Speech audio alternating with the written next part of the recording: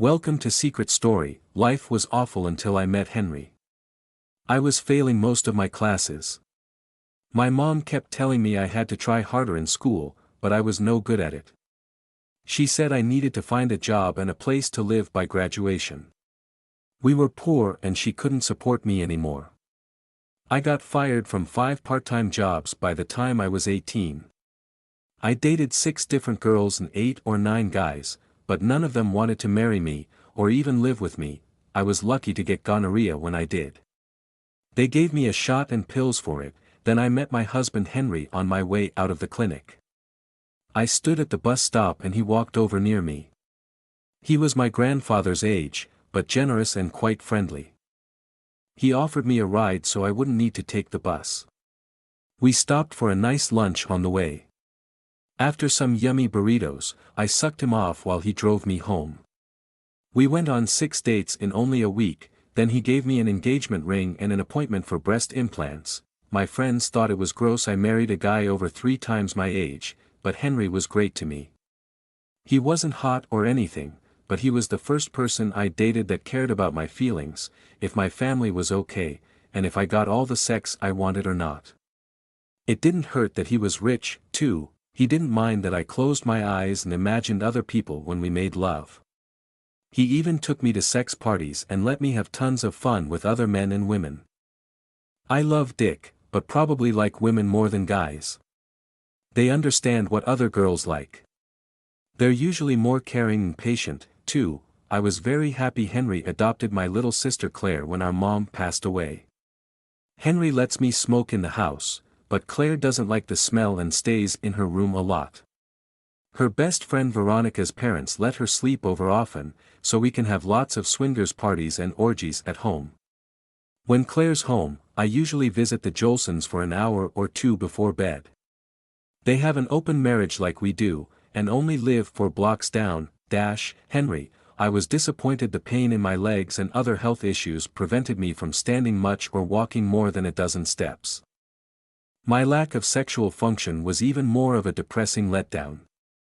Still, my voyeuristic side greatly enjoyed watching my lusty trophy wife in action. She dropped out of high school, and wasn't clever or coordinated enough to drive. She often nicked or burned her fingers when she tried to cook, and she left even more messes around the house than I did. Despite her deficiencies, she was a very kind and sweet girl who loved me. She was also great at providing them. If we're a sport, she'd win Olympic medals. She wouldn't mind if a stadium full of people watched either. I sadly considered what I would put in my will.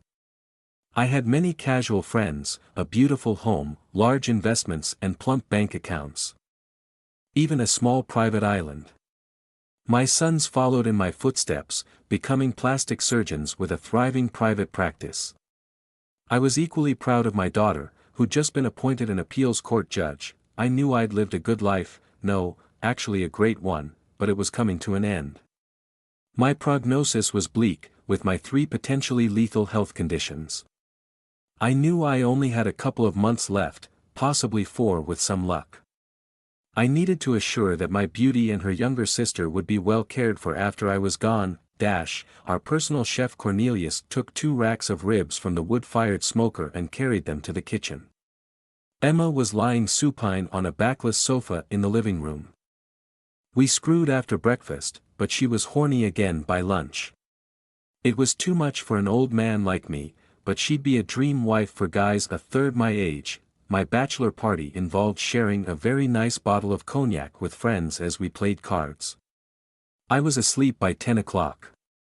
She was kind enough to record it on video and watched it with me on our honeymoon. The next evening, the second half of her party was a 5-man, 1 Emma gangbang. I was glad all the dark brown furniture in the living room was easy to clean. Our housekeeper Rosalie sighed and shook her head slowly, then cleaned the sofa for the 3rd time of the day.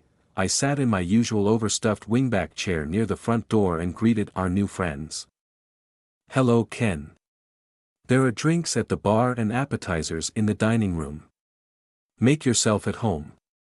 It's nice to see you again, Valerie. Welcome." She held a covered bowl in front of her and said, "I brought a dessert.